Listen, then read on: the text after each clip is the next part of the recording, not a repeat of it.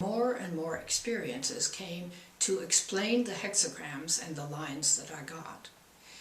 And what became of that was that I noticed for a while that I didn't remember these wonderful experiences, and I would get a hexagram and think, oh, I had that before, and I remember that I got this lesson, but I've forgotten what it was.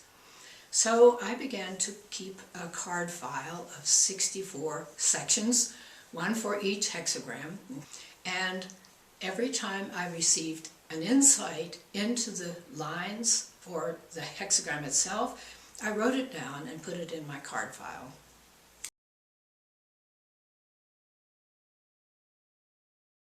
Now, during the next years, I organized an I Ching group, and we met once a week, and we shared our experiences. And I noticed also over the years that followed that they would ask me what I had written down in my card file. I would just say, well, take a look and you can go through the hexagrams. And they would say, oh, and they seemed to get something out of it. Then later had an interesting meditation. It was about 8 years later. And I had a complete card file set by that time. I had something written for every line and every hexagram. I had a meditation of seeing myself in a railway station on a spur track that didn't go anywhere anymore. I saw that I was holding my I Ching group in this station.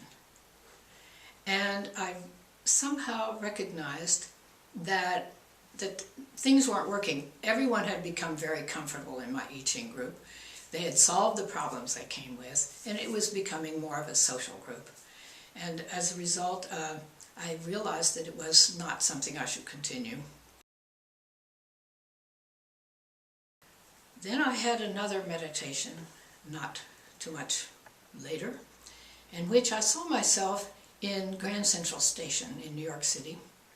And I was looking at a book kiosk there, and I saw 3 books of mine in the kiosk, which surprised me. And I realized somehow that it was a message that I was to put my books into form and publish them. So that's how the I Ching began to teach me. It was not teaching me through my mind, because my mind seemed to always be getting in the way, but it was teaching me through listening to something within myself. And I later realized, with the help of the I Ching, that what I was listening to and communicating with was my deeper inner truth. The I Ching has a hexagram named Inner Truth, and it also has one called the Well, and it talks about going deep into the well and getting the mud out of the well first. Sometimes the mud refers to our preconceived ideas and our wrong ideas, certainly. And to get past this mud, clean it out, to clean the well so that it can yield pure water. And it calls that pure water the water of life. So we do possess within us, I learned, this pure water, and often we don't access it because it's covered over with ideas that are in the way. And I just want to mention one more idea that was in the way. I saw myself in the back of a post office, where I saw all of the post office boxes, and I was the one who had been putting in the letters. And I realized all of them were quite full. And as I was looking at this and contemplating it, suddenly the whole thing collapsed. It was like made of brittle glass. And then the message came to me that I had filled all of the questions in my mind with thoughts so that the sage that talks through the I Ching could not get through to me.